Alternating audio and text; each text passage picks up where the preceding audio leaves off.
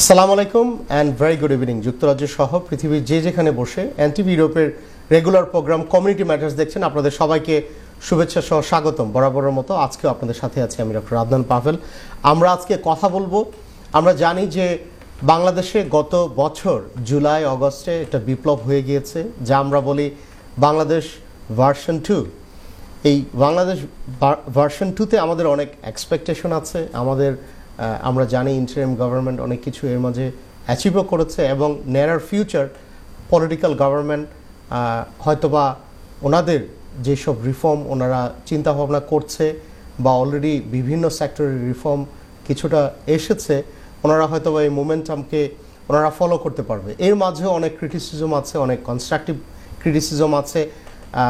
বাংলাদেশ আমরা জানি যে পোস্ট রিভলিউশন সময়টা কিন্তু সবসময় একটু ট্রমাটিক থাকে। বাংলাদেশও তার বিকল্প নয়, বাংলাদেশও কিন্তু তার ব্যতিক্রম নয়। সো এই সময়টা একটু ভোলাটাইল, এই সময়টা পলিটিক্যালি, ইকোনমিক্যালি, সোশ্যালি ভোলাটাইল।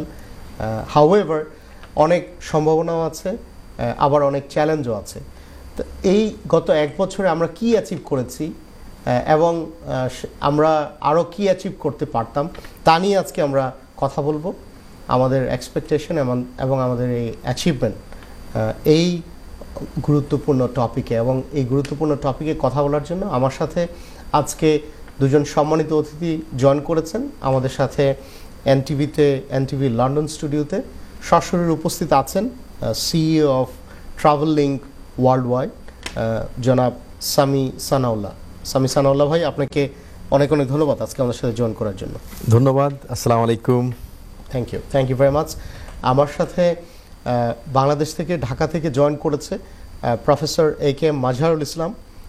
উনি প্রফেসর এবং former chair of department of anthropology, Shahjalal university of science and technology. Professor A K M Mazharul Islam, আপনাকে অনেক অনেক ধন্যবাদ আজকে আমাদের সাথে বাংলাদেশ থেকে জয়েন করার জন্য। আমরা জানি যে বাংলাদেশে এখন লেট ইভিনিং, আপনি আমাদের সাথে জয়েন করেছেন, এই জন্য আপনাকে অনেক অনেক ধন্যবাদ। আপনাকেও অনেক ধন্যবাদ আবারও সামি সানাউল্লাহ ভাই। সুপ্রিয় দর্শক, আপনারা যারা আমাদের এই অনুষ্ঠানটা দেখছেন যুক্তরাজ্য থেকে, আপনারা স্কাই 780-তে আপনাদের টিভি সেটের সামনে অনুষ্ঠানটা দেখতে পাচ্ছেন। তাছাড়াও কিন্তু সোশ্যাল মিডিয়ার মাধ্যমে, এনটিভি ইউরোপের সোশ্যাল মিডিয়ার মাধ্যমে, আমাদের ওয়েবসাইটের মাধ্যমে আপনারা এই অনুষ্ঠানটা, আমাদের অ্যাপের মাধ্যমে, আপনারা যদি আমাদের এনটিভি ইউরোপ অ্যাপটা আপনাদের ফোনে ডাউনলোড করে থাকেন, তার মাধ্যমেও কিন্তু আপনারা এই অনুষ্ঠানটা দেখতে পাচ্ছেন।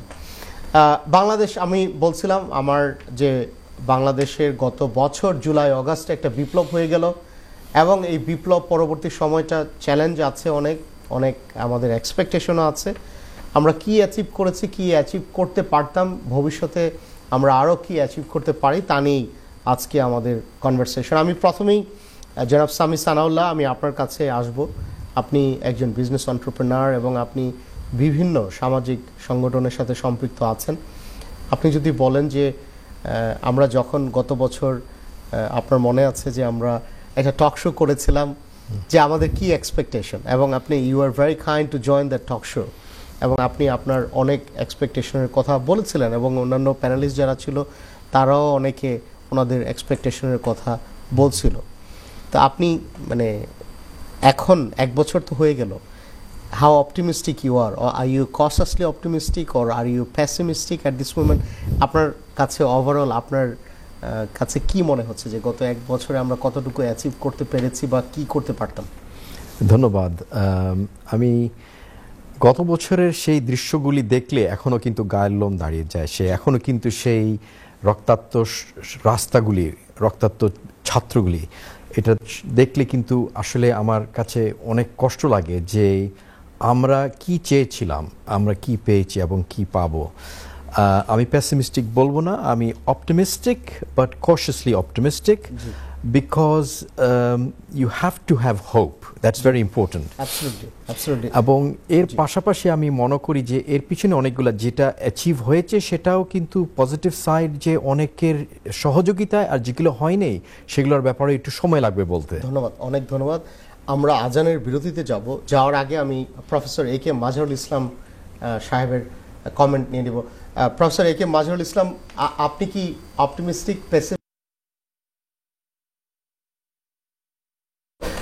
বাংলাদেশ ভার্সন 2 প্রায় 1 বছর, আপনার কাছে কি মনে হচ্ছে ওভারঅল সিচুয়েশনটা? আমরা আজানের বিরতিতে যাব, খুব সংক্ষেপে যদি আপনার কমেন্ট বলেন।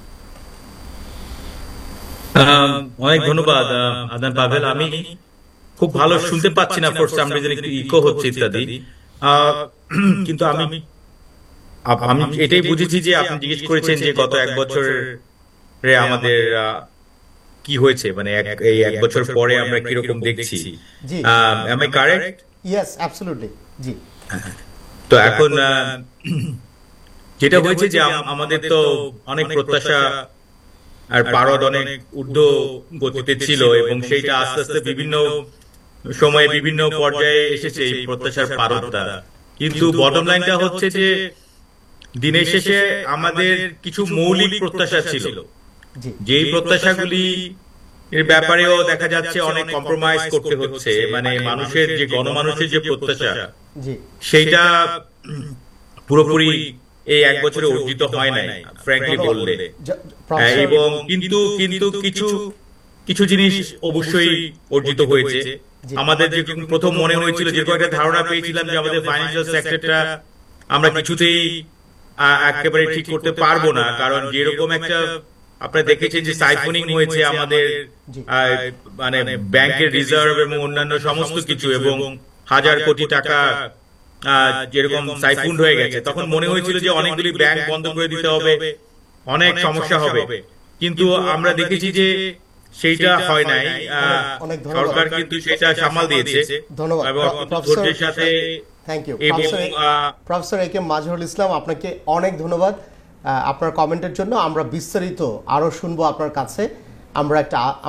আমরা জনাব সানাউল্লাহ ভাই, আপনাকেও অনেক ধন্যবাদ। প্রফেসর মাজহারুল ইসলামকে অনেক ধন্যবাদ। আজকে আমরা কথা বলছি জুলাই আগস্ট বিপ্লবের বাংলাদেশ ভার্সন 2-র 1 বছর পূর্তি হচ্ছে এই অগাস্ট মাসে। এই অগাস্ট মাসে আমাদের অ্যাচিভমেন্ট, 1 বছরের মাঝে আমাদের অ্যাচিভমেন্ট কি, আমাদের এক্সপেকটেশন কি, তা নিয়ে আমরা কথা বলছি। এবং আমাদের সাথে 2জন বিশিষ্ট অতিথি আজকে আমাদের সাথে জয়েন করেছেন এই গুরুত্বপূর্ণ ব্যাপারে কথা বলার জন্য।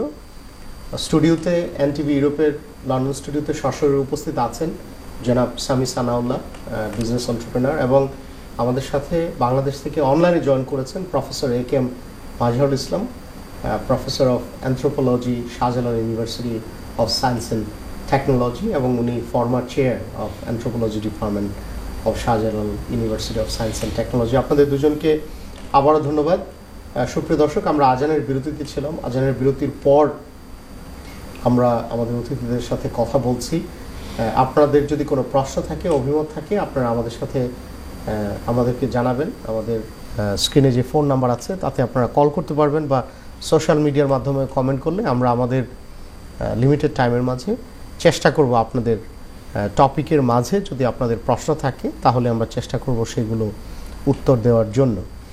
প্রফেসর এ কে মাজহারুল ইসলাম, আমরা বিরতিতে, আজানের বিরতিতে যাওয়ার আগে আপনার সাথে কথা হচ্ছিল, আপনি বলছিলেন যে আমাদের যে আমি জিজ্ঞেস করছিলাম আপনি কি অপটিমিস্টিক নাকি পেসিমিস্টিক ওভারঅল এই 1 বছরের ডেভেলপমেন্টে, নাকি কশাসলি অপটিমিস্টিক লাইক জনাব সামি সানাউল্লাহ। আপনি বলছিলেন যে you are neither optimistic, too optimistic, not too pessimistic, এবং বলছিলেন যে ফান্ডামেন্টাল বেশ কিছু ব্যাপারে এক্সপেকটেশনটা আরও বেটার ছিল। However also the same time আপনি বলছিলেন যে আমাদের ফাইন্যান্সিয়াল ইনস্টিটিউশনগুলোর খুব একটা বাজে সিচুয়েশন ছিল, এবং অনেকেই বলছিল যে অনেক ব্যাংক ক্লোজ করতে হবে, দেশে ফাইন্যান্সিয়াল সিচুয়েশনটা আরও বাজে হবে।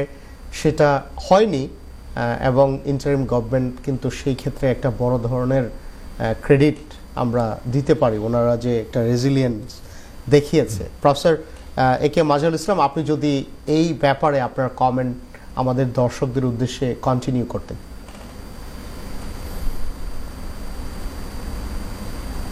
প্রফেসর মাজহারুল ইসলাম, আপনি কি শুনতে পাচ্ছেন আমাকে? আমরা মনে হয় টেকনিক্যাল কারণ, আমি জানি না উনি আমাকে শুনতে পাচ্ছে কিনা। প্রফেসর মাজহারুল ইসলাম, আপনি কি আমাকে শুনতে পাচ্ছেন? জি, আমরা হয়তো বা ফেরত আসবো ওনার কাছে, টেকনিক্যাল কারণে ওনার কথা শোনা যাচ্ছে না ঠিক মতো। আমি জনাব সামি সানাউল্লাহ, আমি যদি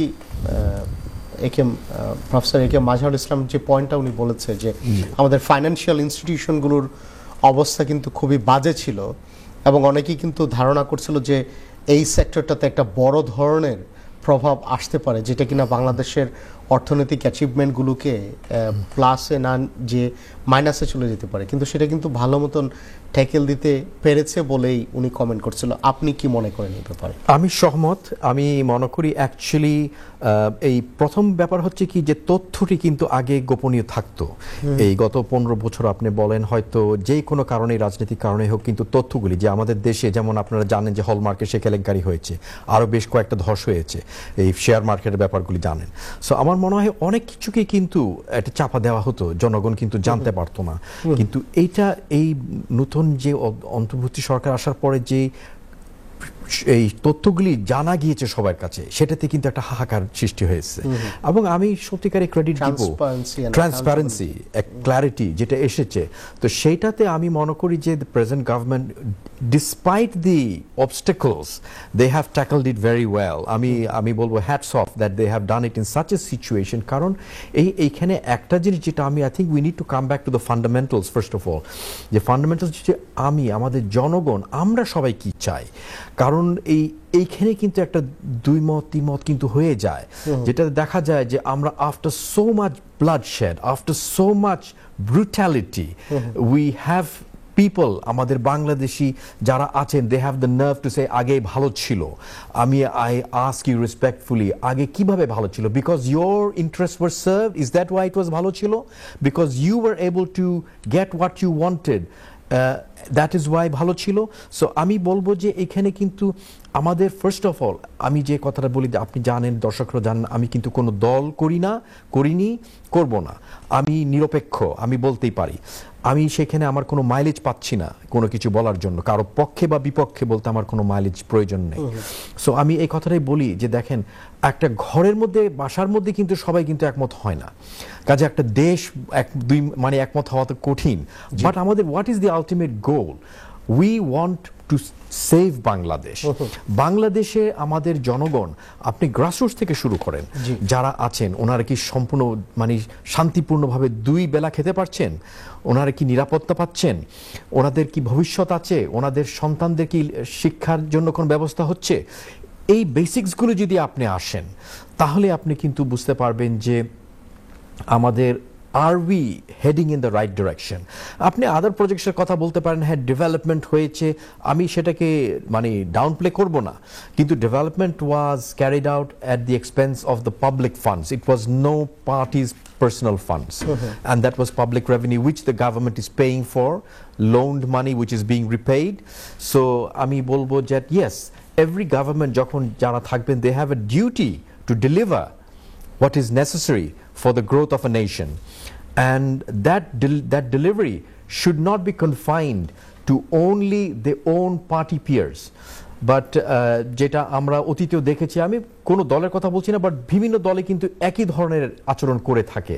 সো আমাদের এইটার থেকে বের হয়ে আসতে হবে যে আমাদের দেশপ্রেম যদি আমরা সত্যিকারে বলে থাকি, মুখে না বলে আমাদের we have to show it in actions.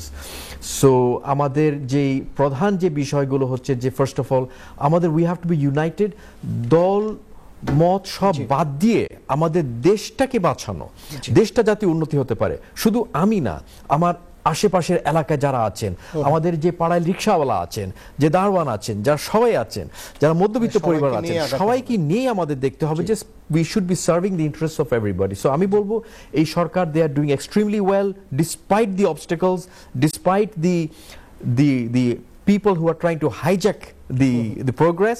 আমি বলবো they are doing a great job and we should stand and support. Thank you very much. Professor A K Mazharul Islam, আপনি আমাদেরকে শুনতে পাচ্ছেন? জি, শুনতে পাচ্ছি। আপনি শুনতে পান আমাকে? জি, আমরা আপনাকে শুনতে পাচ্ছি এবং আপনাকে দেখতে পাচ্ছি। আপনি কি আমাদেরকে শুনতে পাচ্ছেন এবং দেখতে পাচ্ছেন? জি, দেখতে পাচ্ছি, শুনতে পাচ্ছি। অনেক ধন্যবাদ আপনাকে। আমরা আজানের বিরতিতে যাওয়ার আগে আপনার সাথে কথা হচ্ছিল এবং আপনি একটা পয়েন্ট বলেছেন যা কিনা খুবই ইম্পর্টেন্ট। সেটা হচ্ছে যে অনেক ফান্ডামেন্টাল ব্যাপারে জনগণের যে দাবি ছিল সেই ব্যাপারগুলোতে কম্প্রোমাইজ করতে হচ্ছে, এবং আপনি also the same time interim গভর্নমেন্টকে ক্রেডিট দিচ্ছিলেন যে ফাইন্যান্সিয়াল ইনস্টিটিউশনগুলোর যে অবস্থা ছিল, ওনারা এই 1 বছরে ফাইন্যান্সিয়াল ইনস্টিটিউশনগুলোকে যে একসাথে ধরে রাখতে পেরেছে, এখন পর্যন্ত কোনো ব্যাংক ক্লোজ করতে হয়নি, এখন পর্যন্ত কোনো মেজর কোনো ডিসরাপশন হয়নি। সেই জন্য আপনি ওনাদেরকে প্রশংসা করেছেন, ক্রেডিটও দিয়েছেন। আপনি যদি এই পার্টিকুলার ম্যাটারটাতে আরেকটু এক্সপান্ড করতেন আপনার থট আমাদের দর্শকদের উদ্দেশ্যে।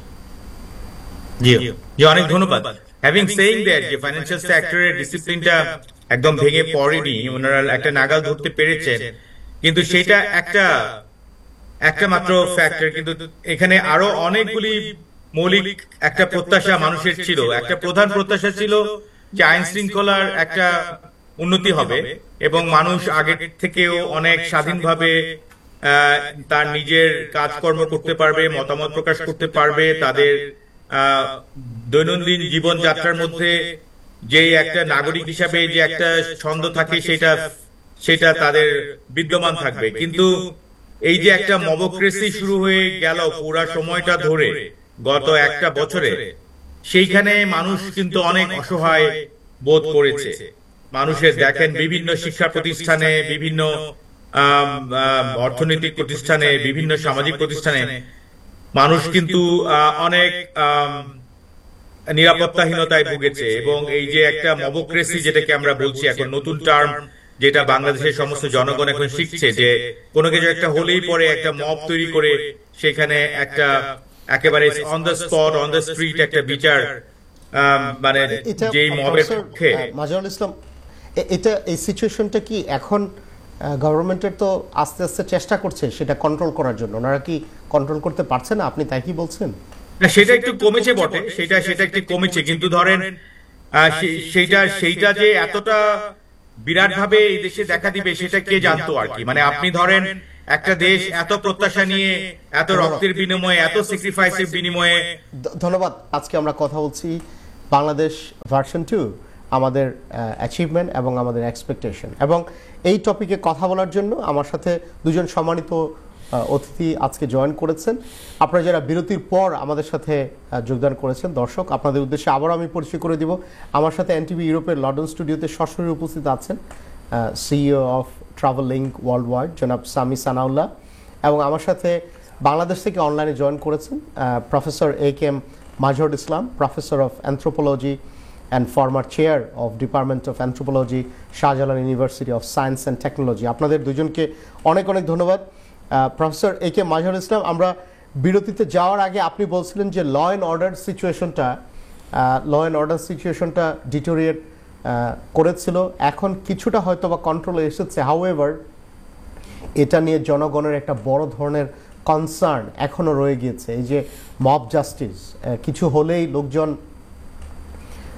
আইন, আদালত, পুলিশের হেল্প না নিয়ে নিজেরা বিচার করার চেষ্টা করছে। এবং আমরা অনেক সময় দেখেছি যে অনেক ধরনের হিনিয়াস ক্রাইম কিন্তু এটার মাধ্যমে হয়ে গিয়েছে। একটা সোশ্যাল যে টেনশন সেটা কিন্তু এখনও রয়ে গিয়েছে, যেটা কিনা আমার মনে হয় যে ইন্টারিম গভর্নমেন্টের একটা বড় ধরনের challenge. Professor AKM Mazharul Islam, এই ব্যাপারে যদি আপনার ফাইনাল কমেন্ট আপনি বলতেন, তারপর আমরা অন্য টপিকে মুভ করব। জি, থ্যাংক ইউ। না, এইটা তো একটা বড় কনসার্ন, কারণ হলো কি আপনাদের এই বাংলাদেশের মতো দেশে আপনার আইন শৃঙ্খলাটা তো খুবই গুরুত্বপূর্ণ। কারণ এখানে আপনি কি শুনতে পাচ্ছেন আমাকে? জি, শুনতে পাচ্ছি। আচ্ছা, এইটা কারণ আমাদের ধরেন একটা বড় টার্গেট তো হচ্ছে একটা নির্বাচন হবে এবং সেখানে একটা বহুদিন পরে একটা নির্বাচন হবে। মানে ওগুলি তো আর নির্বাচন বলা যায় না যেগুলি হয়েছে। তো একটা নির্বাচন হবে এবং সেই নির্বাচনের মাধ্যমে জনগণের অধিকার, জনগণের যে রায় সেটা প্রতিফলিত হবে এবং একটা গণতান্ত্রিক প্রক্রিয়ায় একটা রাজনৈতিক দলের কাছে ক্ষমতা হস্তান্তরিত হবে। এইটাই গণমানুষের বিরাট প্রত্যাশা। এখন ধরেন আইন শৃঙ্খলা যদি ঠিক না থাকে তাহলে তো সেটা সম্ভব নয়। আইন শৃঙ্খলাটা তো একটা বড় বিষয় যেটা আগে ইনশিওর করতে হবে যে কোনো একটা নির্বাচন হতে হলে। সুতরাং মানুষের এটা একটা বড় শঙ্কা, যেটা আগে একটু আপনারা আলাপ করছিলেন যে মিলিটারি আছে মাঠের মধ্যে, তাদেরকে ম্যাজিস্ট্রেসি পাওয়ার দেওয়া আছে, সমস্ত কিছুই আছে, কিন্তু দিনের শেষে যেটা হচ্ছে যে আপনি দেখেছেন যে গোপালগঞ্জে যে ঘটনাটা ঘটলো, পুরান ঢাকায় যে ঘটনাটা ঘটলো, এইগুলি নিয়ে মানে অনেক কথাই বলা যায়, কিন্তু আমার বটম লাইনটা হচ্ছে যে সরকারের প্রচেষ্টার ত্রুটি আছে বলে সবাই মনে করছে। আমি ব্যক্তিগতভাবেও মনে করি যে সরকার এই ব্যাপারে সর্বোচ্চটা করতে পারছে না, মানে ওদের ক্যাপাসিটি কি আছে না আছে সেগুলি নিয়ে অনেক কথাবার্তা বলা যায়, কিন্তু বটম লাইনটা হচ্ছে যে দিনের শেষে সেটা হচ্ছে না এবং মানুষ কিন্তু শঙ্কায় থাকে। এই জিনিসটা যদি না যায় দেশ থেকে, বা এইটা যদি সরকার এনশিওর করতে না পারে, তাহলে তো একটা সুষ্ঠু নির্বাচন আমরা প্রত্যাশা করতে পারি না। তো সেইখানে জনগণ একটু বেশ কনসার্ন আর কি এই বিষয়টা নিয়ে। আরো দুই একটা বড় জিনিস যেগুলি সংস্কারের ব্যাপারে, বিচারের ব্যাপারে বলা হয়েছিল, মানুষের প্রত্যাশা ছিল, সেগুলিও তো ঠিক মতো হচ্ছে না। As a matter of fact বিচার কার্য অফকোর্স এটা একটা লম্বা সময় লাগে বিচার করতে, কিন্তু আমরা দেখছি যে অনেক যাদেরকে রুই কাতলা বলা হয় তারাও অনেক ধরাছোঁয়ার বাইরে আছে, যাদের বিচারটা হওয়ার একটা বিরাট প্রত্যাশা ছিল মানুষের। তো 1 বছর কিন্তু যে খুব বিরাট সময় তা নয়, কিন্তু একটা বোঝার জন্য একটা সিগনিফিকেন্ট টাইম, 1 বছর 12টা মাস। সুতরাং এইখানে মানুষের যে একটা বিরাট প্রত্যাশা ছিল, সেই প্রত্যাশার অনুকূলে সরকার খুব বেশি নাই আসলে। অফকোর্স যেটা কিছু উন্নতি হয়েছে, এটা আমি অলরেডি বলেছি যে ফাইন্যান্সিয়াল সেক্টরটাকে সামাল দিতে পেরেছে, কিন্তু বাদ বাকি সমস্ত সেক্টরেই মানুষের বিরাট শঙ্কা এবং কনসার্ন রয়ে গেছে। জি, অনেক অনেক ধন্যবাদ আপনাকে জনাব সামি সানাউল্লাহ। আমি যদি আপনার কাছে ফেরত আসি, প্রফেসর এ কে মাজহারুল ইসলাম একটা খুব ইম্পর্টেন্ট টপিক উনি বলেছে, সেটা হচ্ছে যে যদি নিরাপত্তাটা এনশিওর না করা যায় তাহলে তো একটা মানে পার্টিসিপেটরি একটা সুস্থ সফল একটা ইলেকশন কিন্তু একটা জনগণের যে অ্যাসপিরেশন, সেটার জন্যই তো আমরা বাংলাদেশ ভার্সন 2, যেখানে সবাই ভোট দিতে পারবে, নিরাপদভাবে সবাই ভোট দিতে পারবে, এবং আমাদের ভোটের মাধ্যমে যে রাজনৈতিক দলের ম্যানিফেস্টো ভালো থাকবে সেই রাজনৈতিক দল সরকারে আসবে এবং ওনারা দেশ চালাবে, এবং they will try to ensure accountability, transparency, যেই আগে যে জিনিসগুলো মিসিং ছিল। এখন ওনারা এই ইন্টারিম গভর্নমেন্ট যদি সেটা এনশিওর করতে না পারে, এটা তো একটা বড় ধরনের ক্রিটিসিজম। এটা কিভাবে এনশিওর করা যেতে পারে, বা আপনার কি এক্সপেকটেশন এই ব্যাপারে, বা আপনার কি অভিমত এই ব্যাপারটাতে? আমার আন্ডারস্ট্যান্ডিং যে নিরাপত্তা অবশ্যই খুবই প্রয়োজনীয়, তবে এবং এটা তো ব্যবসার জন্য প্রয়োজনীয়। Absolutely, for day to day life.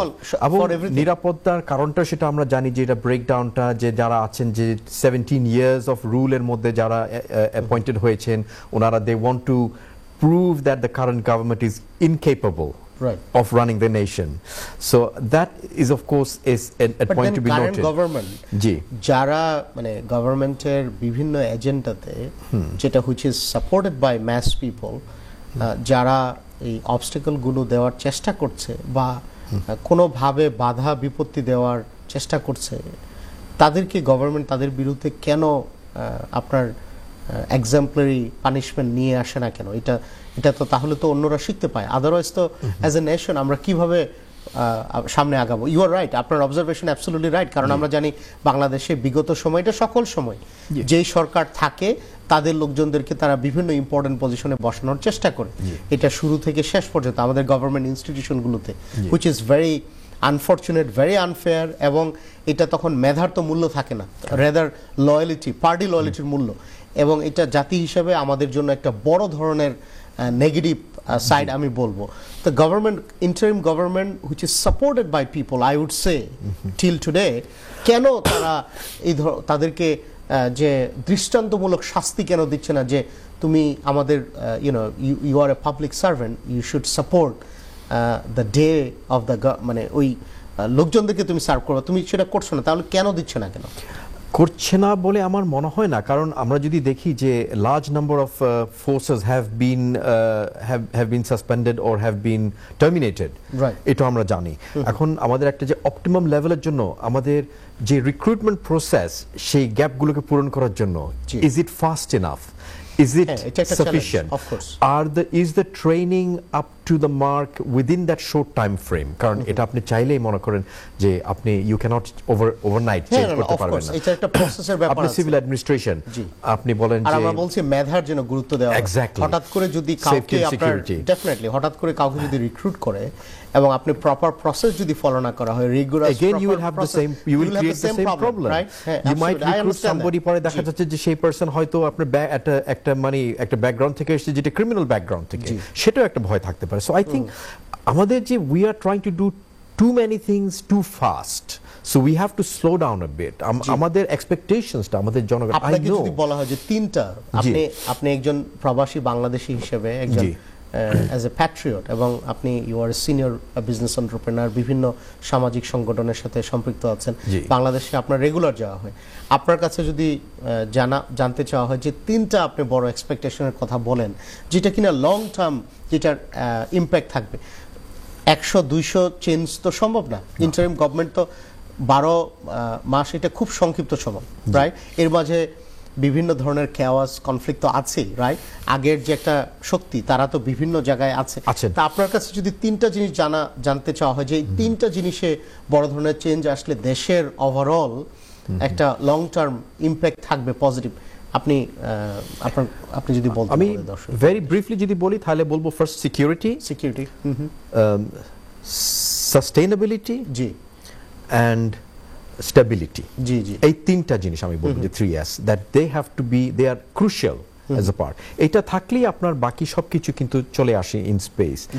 এবং এই যে পয়েন্টটা আপনি বলেছেন, এটার উত্তরটা আমি বলি যে security for the purpose of election would be slightly different than the security on a day to day basis. কারণ ওই সময় কিন্তু পিপল আর ফোকাসড যে আমি ভোটটা দিতে যাব, এবং এই ভোটটা দেওয়ার সময় আমাকে কেউ মানে প্রভাবিত করতে পারছে কিনা, কেউ ভয় দেখাতে পারছে কিনা, যেটা অতীত হয়েছে, বা কেউ হয়তো বলছে কিনা যে আপনার ভোট দেওয়ার দরকার নেই, আপনি বসে বসে। ওই পিরিয়ডটা পারপাসটা কিন্তু ডিফারেন্ট হয়ে যায়, এবং ওই সময় শুধু হয়তো ক্যাম্পেইনিং যারা আছেন ওইটা হতে পারে। বাট আমার মনে হয় যে বিকজ যে পারপাস ইজ ভোটিং, যদি মনে করেন যে কোনো পার্টি চেষ্টা করে যে কাউকে প্রভাবিত করতে, আরেক পার্টিও কিন্তু, ওদেরও কিন্তু সদস্যরা আছেন, সবই স্টেশন, পোলিং স্টেশনই কিন্তু দূরের থেকে কিন্তু সবাই দেখছে। So I think it will balance of. So ওই ক্ষেত্রে I would not be too concern, but আমি বলবো on a day to day level security, যে মব ভায়োলেন্সটার কথা বলবো, I think these are issues that need to be tackled. But again আমাদের জনগণ, we have to be more understanding and supportive. No, definitely. এবং আপনি প্রত্যেকে, সবাই যদি এভরিডে বিভিন্ন সংগঠন যদি দাবি নিয়ে আসে, আমাদের তো রিসোর্স লিমিটেড, বাজেট লিমিটেড, আপনাদের সময়ও লিমিটেড, সকলের দাবি ওই সময়ের মাঝে পূরণ করাটা তো সম্ভব না। আর অনেক দাবি, এটা কি আসলেও ন্যায্য দাবি কিনা, ওইটা কি প্রায়োরিটি কিনা, সেইটাও তো একটা প্রপার ফাংশনিং গভর্নমেন্টের আপনার দেখতে হবে। হুটহাট তো আপনার চেরি পিক করলেই হবে না, তাই না? থ্যাংক ইউ ভেরি মাচ জনাব সামি সানাউল্লাহ। আমাদের অনেক ফোন কল আছে, আমরা দুইটা ফোন কল নিয়ে নেই। কলার, আসসালামু আলাইকুম, আপনার পরিচয় দিয়ে আপনার প্রশ্নটি করুন। হ্যালো, আসসালামু আলাইকুম। ওয়ালাইকুম আসসালাম, কেমন আছেন? কোথেকে? আলহামদুলিল্লাহ, আমার নাম আলী আহমেদ, চেষ্টা থেকে করছি। আপনারা টপিক যেটা আপনারা ছিলেন, আমি সবসময় দেখি, খুব ভালো, বা আমরা সকলেও খুব উপকার হয় আপনার এই প্রোগ্রামে, ইসলামী প্রোগ্রাম ও কোন সব জাত মিলাইয়া। আপনার প্যানেলে যে আছেন তার কাছে আমার সালাম। ধন্যবাদ, আপনাকেও সালাম এবং অনেক ধন্যবাদ। হ্যাঁ, আমার একটা রিকোয়েস্ট, আপনার বাড়িও সিলেট, আমার রিকোয়েস্ট ছিল আবু তাহের ভাই, এরা প্রতিবাদ করছিলাম যে সিলেট ইন্টারন্যাশনাল ফ্লাইটও লাগে। আমরা কোন রাজনীতিবিদের কাছ থেকে আশা করতাম পারি না। আমরা সিলেট যে মানে ইন্টারন্যাশনাল নামে হইছে, বিভিন্ন দেশের এয়ারলাইন গ্যাফস্ত করি। আমার অনুরোধ আপনার কাছে, আপনি একজন সচেতন সাংবাদিক হিসাবে কমিউনিটি লিডার করলে বা চাপ দেখো সরকার চাপরে, যে আমরা দাবিটা পূর্ণ করতাম। আমরা প্রবাসী হলো লাগি স্পেশালি, খালি মুক্তি কইলে সবসময় হই, আমরা কোন রাজনীতিবিদের কাছে পাই না। কিন্তু দেশ স্বাধীন করছি আমরা ময়মুরব্বের প্রবাস থাকি, কিন্তু আমরা এটার মূল্যায়ন পাই না। খালি মুক্তি কইন প্রবাসে আমার আমরা এটা কথা হইয়া আর বুলাইবার সময় নাই। আমি মনে করি আমার প্রবাসী যারা আছেন সব জাগো, আমরা যেটা ন্যায্য দাবি আমরা আদায় করতাম, যে কোনো জন যাও আগে আমরা একটা দিবা, বাদে তার একটা নিবা। ধন্যবাদ। আমি আপনাকে আবারও সালাম এবং অনেক ধন্যবাদ এনটিভি দেখার জন্য, এই অনুষ্ঠান দেখার জন্য। আপনার যে কনসার্ন, আপনার যে দাবি আমরা বুঝতে পেরেছি, এবং এটা আমার মনে হয় খুবই ইম্পর্টেন্ট এবং খুব লেজিটিমেট একটা দাবি। সেটা হচ্ছে প্রবাসে বাংলাদেশি যারা আছে তাদের যে বাংলাদেশে কন্ট্রিবিউশন অর্থনৈতিকভাবে বিভিন্ন মাধ্যমে, বিভিন্ন সেক্টরে ইজ ভেরি ইম্পর্টেন্ট, এটা রেকগনাইজ করা। অলসো দ্য সেম টাইম আমরা জানি যে ইউকেতে সাধারণত সিলেটের ডেমোগ্রাফিটা বেশি, সিলেটে লোকজন রেগুলারলি যাওয়া আসা করা হয়। সেই সিলেট এয়ারপোর্টটা শুধু নামেই আন্তর্জাতিক বিমানবন্দর, কিন্তু সেটার ফাংশনিংটা আন্তর্জাতিক হয়নি এখনো। এটা অবশ্যই অবশ্যই বর্তমান ইন্টারিম গভর্নমেন্ট এবং নিয়ার ফিউচার যারা আসবে তাদের অবশ্যই এই ব্যাপারে তাদের, আমি মনে করি তাদের একটা সিরিয়াস অ্যাটেনশন দরকার। এবং আমরা এনটিভির পক্ষ থেকে, যদি আপনি রিকোয়েস্ট করেছেন যে একটা অনুষ্ঠান করা যায় কিনা, কনভারসেশন করা যায় কিনা, আমরা অফকোর্স উইল কনসিডার দ্যাট। এবং অবশ্যই মুক্তিযুদ্ধে প্রবাসে যারা ছিল তাদের যে কন্ট্রিবিউশন, এটা তো unparallel, no doubt at all. আপনাকে অনেক অনেক ধন্যবাদ আমাদের অনুষ্ঠান দেখার জন্য এবং আমাদেরকে কল করার জন্য। প্রফেসর এ কে মাজহারুল ইসলাম, আমি আপনাকে অন্য একটা ডিফারেন্ট ডাইমেনশনে প্রশ্ন করছি। সেটা হচ্ছে যে আমরা দেখেছি যে 5ই আগস্টের পরে আমরা যদি রাজনৈতিক দলগুলোর কথা বলি, অবশ্যই রাজনৈতিক দলগুলো আমরা জানি যে আমরা অ্যাজ এ নেশন আমাদের ভিতরে অনেক সময় অনেক ইমোশন, অনেক সেন্টিমেন্ট কাজ করে। এটা it is all very positive, এটা নেগেটিভ না, আমি খুব পজিটিভলি জিনিসটা দেখি। কিন্তু এই যে আমরা দেখতে পেয়েছিলাম যে মানে ভারতের সাথে যে আমাদের যে সম্পর্কটা, এটা ডাইমেনশনটা সম্পূর্ণ চেঞ্জ হয়ে গিয়েছে। এবং আমার কাছে মনে হয় এটা না ভারতের জন্য ভালো, না বাংলাদেশের জন্য ভালো। এবং আমি পার্টিকুলারলি মনে করি ভারত যদি মনে করে, মানে this is again just my very very humble opinion, আপনারা এক্সপার্ট, আপনারা এই ব্যাপারে আরও আপনারা বলতে পারবেন। সেটা হচ্ছে যে বাংলাদেশের সাথে ভারতের সম্পর্কটা আমার মনে হয় ভারতের উচিত ইমপ্রুভ করার। এবং এই যে আমরা ভারতের টিভি চ্যানেলগুলো যদি আমরা খুললে দেখা যায় যে ফক্স নিউজ স্টাইলে যেভাবে ওনারা কথা বলে, এই টোন, এই ন্যারেটিভ, এইটা কিন্তু মানে বাংলাদেশি জাতি হিসাবে কিন্তু উই ডোন্ট অ্যাপ্রিসিয়েট দ্যাট। আমার কাছে মনে হয় যে ওনাদের কনভারসেশন, ওনাদের ন্যারেটিভ, এইগুলো চেঞ্জ করা উচিত। এবং ইন্ডিয়ার যারা স্ট্যাটাসকো, যারা ইন্টেলেকচুয়াল লোকজন যারা, তারা কিন্তু I think they have already started recognising this problem, যে কারেন্ট রেজিমের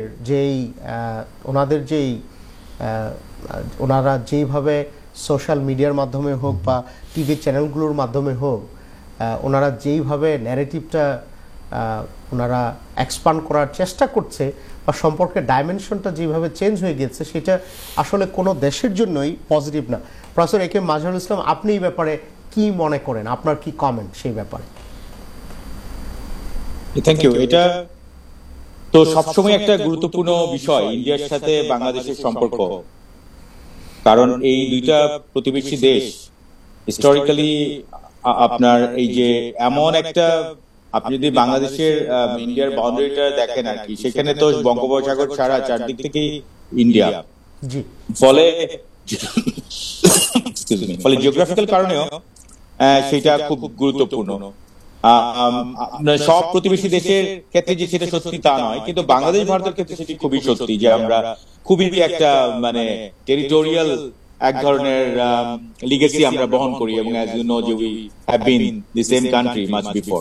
তো এখন সেই সমস্ত জিনিস নিয়ে আমাদের কিছু কমন কিন্তু ইন্টারেস্ট ছিল, কমন আমাদের কালচার আছে, কমন আমাদের হেরিটেজ আছে, ইত্যাদি ইত্যাদি আছে। সুতরাং সেগুলিকে সবসময় যে রিকগনাইজ করা হয়েছে তা নয়। বিশেষ করে আমরা এখন দেখছি যে মোদী সরকারের সাথে যে সম্পর্কটা দেশ একটা গভর্নমেন্ট অফ বাংলাদেশের কতটুকু ছিল সেটা নিয়ে প্রশ্ন উঠেছে। সেটা ব্যক্তি কেন্দ্রিক, মানে মোদীর সাথে তদানীন্তন প্রাইম মিনিস্টারের সম্পর্ক ছিল, এরকম বলা হচ্ছে যে ব্যক্তি সম্পর্ক ছিল, দেশ সম্পর্কটা সেভাবে তৈরি হয় নাই। সেটা খুব আনফরচুনেট যে আমরা সম্পর্কটা, আপনি যেটা বলছিলেন যে আমাদের যে একটা common history, common culture, common heritage, এটা তো পিপল টু পিপল, এটা তো কোনো ব্যক্তি সম্পর্কের উপর নির্ভর করে না। এবং যেহেতু ব্যক্তির সাথে ব্যক্তির সম্পর্ক না, এইটা তো it goes beyond any politics or government. am I right? আমার ফ্রেমিংটা কি ঠিক হলো কিনা প্রফেসর এ কে মাজহারুল ইসলাম? না রাইট, আমাদের অনেক হিস্টোরিক্যাল কানেকশনস আছে, অনেক কমন হেরিটেজ আছে, আমাদের অনেক জিনিস আছে যেগুলি নিয়ে আমরা দুই দেশই গর্ব করতে পারি, দুই দেশই আমরা ক্যান টেক প্রাইড ইন, দুই দেশই আমরা এই ফ্লো গুলি আমরা সেলিব্রেট করতে পারি, সেই কালচার ফ্লো, কালচার যে স্ট্রিম গুলি আছে সেগুলি সেলিব্রেট করতে পারি। কিন্তু মুশকিল হয়েছে যে পলিটিক্যাল গভর্নমেন্ট, বিশেষ করে এই এখন যে কারেন্ট গভর্নমেন্ট আছে ইন্ডিয়ার, তারা কিন্তু বাংলাদেশের সাথে একটা স্টেট অফ বাংলাদেশের সাথে সম্পর্ক সেভাবে তৈরি করে না। তাহলে তো ধরেন একটা অপ্রেসিভ ফরেন পলিসি সেখানে থাকতো না। আমাদের এই সমস্ত কিছু নিয়ে আমাদের মানে পানির হিস্সা এবং নদীর সেই সমস্ত বন্টন, আমাদের সমস্ত কিছু নিয়ে তারা কিন্তু সবসময় একটা সুপ্রিমেসি, একটা ব্রিক ব্রাদারহুড দেখিয়ে আসছে, which is very unfair from our point of view. And তো সেটা তো ওরা করে আসছে এবং প্রচুর অ্যাডভান্টেজ পেয়েছে। এবং তদানীন্তন প্রাইম মিনিস্টার তো এক পর্যায়ে বলেছে যে এমন কিছু নাই আমি দিতে বাকি রাখি না ইন্ডিয়াকে। সো ইউ সি, এখন ধরেন ইন্ডিয়ার সাথে যে আমাদের একটা এই যে একটা টেনশন তৈরি হলো এবং আমাদের ভিসা ইত্যাদি অনেক রেস্ট্রিক্টেড হয়ে গেল, তাতে ইন্ডিয়ার যে লস হচ্ছে না তা নয়। এবার একটা কয়েকদিন আগে একটা প্রতিবেদনে দেখা গেল যে ইন্ডিয়া শুধু নিউ মার্কেটেই তাদের কত 10,000 কোটি টাকা নাকি লস হয়েছে। মানুষ তো বিরাট একটা বাজার কিন্তু বাংলাদেশের ইন্ডিয়ার, তো সেগুলি তো ইন্ডিয়ার যে লস হচ্ছে না তা নয়। কিন্তু এবং ইন্ডিয়া সবসময় যে একটা এই যে মাইনরিটি কার্ডটা যে এখানে মানে মাইনরিটি নির্যাতন হয় ইত্যাদি হয় সেগুলি বলে একটা প্রপাগান্ডা তৈরি করার চেষ্টা করছে, যেটা আপনি বলছিলেন যে কিছু মিডিয়া। হ্যাঁ, সেটা তো কাজ করে না, কারণ এখানে তো রিয়েলিটি নাই, সত্যি নাই। ওরা তো এটা ফেব্রিকেট করে মেলা কিছু করার চেষ্টা করেছে। অনেকগুলি মাস ওরা এই সমস্ত মানে ফেক নিউজ তৈরি করে ইত্যাদি করে ওরা করার চেষ্টা করেছে। কিন্তু আমি এখনো মনে করি যারা রেসপন্সিবল মিডিয়া আছে ইন্ডিয়ার, মেইনস্ট্রিম তারা এত বেশি বিষয়গুলিকে এইভাবে একেবারে প্রতিক্রিয়াশীল ভাবে করেনি। প্রতিক্রিয়াশীল ভাবে করেছে হ্যাঁ সোশ্যাল কিছু মিডিয়া আছে, সোশ্যাল মিডিয়া এবং অন্যান্য কিছু প্রতিক্রিয়াশীল মিডিয়া আছে যেগুলি ধরেন মানে এত বেশি মেইনস্ট্রিম নয়, কিন্তু তারা এই সমস্ত করেছে। তো করে বটম লাইনটা কি হয়েছে? বটম লাইনটা হচ্ছে যে দুই দেশের মানুষের মধ্যে একটা ওরা ফারাক তৈরি করতে চেষ্টা করেছিল, সেটা খুব একটা হয় নাই। পলিটিক্যাল প্রবলেমটা হয়েছে, পলিটিক্যাল একটা এক ধরনের টানাপোড়েন তৈরি হয়েছে, সেটা হয়েছে। এবং আমি আশা করি যে সময়ের সাথে সেটা এক সময় মিনিমাইজ হবে। কিন্তু এটা ঠিক যে ইন্ডিয়া বাংলাদেশের টেনশন কিন্তু একটা ঐতিহাসিক টেনশন, সেটা অনেক লম্বা সময় ধরে আছে এবং ভবিষ্যতেও হয়তো কিছুটা থাকবে। অনেক ধন্যবাদ প্রফেসর এ কে মাজহারুল ইসলাম। জনাব সামি সানাউল্লাহ, আপনাকে যদি আমি সেম প্রশ্ন করি, এটা তো দুই দেশের স্বার্থেই আমার কাছে মনে হয় যে there are many areas that we can cooperate together, সেটা ট্রেড হোক, সিকিউরিটি হোক, ইন এভরি পসিবল ওয়ে, তাই না? আপনি এই ব্যাপারে কি মনে করেন? আমাদের অনুষ্ঠান একদম শেষের দিকে চলে এসেছে, আপনার কমেন্ট এই ব্যাপারে। অ্যাবসলিউটলি, আমি মনে করি ডিপ্লোমেসি হ্যাজ ফেলড ইন্ডিয়ান সাইডে স্পেশালি, কারণ একজনকে একটা স্যাংচুরি দেওয়াটা এটা একটা দেশের অধিকার, দ্যাট ইজ ফাইন। কিন্তু জনগণকে সেই সময় কিন্তু এগিয়ে আসা উচিত ছিল ভারতের, যে আমরা কিভাবে সহযোগিতা করতে পারি। তা না হয়ে সেই পানির বিষয়টা হলো, বন্যাটা হলো, আপনারা জানেন এটা নিয়ে question mark, wilfully unwillfully accidental, we don't know. তবে I think that relation soured very much, যে এটা একতরফা ওয়ে আছে। is there any way forward? অবশ্যই এটা ওয়ে আছে। আমি মনে করি যে they have to change their narrative, they have to and I think approach us diplomatically, and they have to the core Indians they have started absolutely they have started appreciating that, এবং ওরা কিন্তু অনেক মানে ক্ষতিগ্রস্ত হয়েছে, আমরাও ক্ষতিগ্রস্ত হয়েছি, কারণ আমাদের দুই দেশের পাশাপাশি দেশের মধ্যে ট্রেড, কমার্স, সেই আপনি বিমান চলাচল বলেন, ট্রেন চলাচল বলেন, বাস চলাচল বলেন, ব্যবসা বাণিজ্য সবকিছু ক্ষতি হয়েছে। দেখতাম যে কলকাতাতে যে পরিমাণ টুরিস্ট যেত, তারপরে আপনার চিকিৎসার জন্য মেডিকেল ট্যুরিজম, সো অনেক কঠিন হয়েছে, এবং ওনাদেরও সেই আমাদের বাংলাদেশে আসাটা বন্ধ কঠিন হয়ে গেছে। সো এটা অবশ্যই একটা আন্ডারস্ট্যান্ডিং এর মধ্যে আসার প্রয়োজন, এবং আমাদের সুন্দর রিলেশন আবার অনেক ধন্যবাদ। প্রফেসর এ কে মাজহারুল ইসলাম, আপনার ফাইনাল কমেন্ট ইন 10 সেকেন্ড, আমাদের সময় খুবই সংক্ষিপ্ত। আমরা একটা সময় যাচ্ছি, যে সময়টা খুব একটা মানে একটু ডিফিকাল্ট টাইম, কিন্তু আমাদের আশাটা জাগ্রত রাখতে হবে যে আমরা এত কষ্ট করে, আমরা এত রক্তের বিনিময়ে, এত কিছুর বিনিময়ে যে সময়টা আমরা পেয়েছি, সেই সময়টার সর্বোচ্চ ব্যবহারটা নিশ্চিত করার জন্য আমাদের জনগণকেই সবার আগে এগিয়ে আসতে হবে। জি, অনেক ধন্যবাদ। জনাব সামি সানাউল্লাহ, আপনার ফাইনাল কমেন্ট। আমি বলবো যে আমাদের একসাথেই সেই দল সবকিছু বাদ দিয়ে আমাদের একসাথে দেশটাকে গড়ার জন্য আমাদের কাজ করা উচিত। এরপরে দল তো অবশ্যই আসবে, নির্বাচন হবে, এবং আমাদের সামনের দিকে এগিয়ে যাওয়া দরকার। বিশেষ করে যারা এখন ইয়াং জেনারেশন আছেন, ওনারা চায় একটা সুন্দর বাংলাদেশ দেখতে, আমরাও চাই। অনেক ধন্যবাদ আপনাদের দুজনকে, অনেক ধন্যবাদ প্রফেসর এ কে মাজহারুল ইসলাম এবং জনাব সামি সানাউল্লাহ, আপনাদের দুজনকে অনেক ধন্যবাদ আজকে আমাদের সাথে জয়েন করার জন্য। সুপ্রিয় দর্শক, আজকে আমরা কথা বলছিলাম বাংলাদেশ ভার্সন 2, আমাদের এক্সপেকটেশন এবং অ্যাচিভমেন্ট।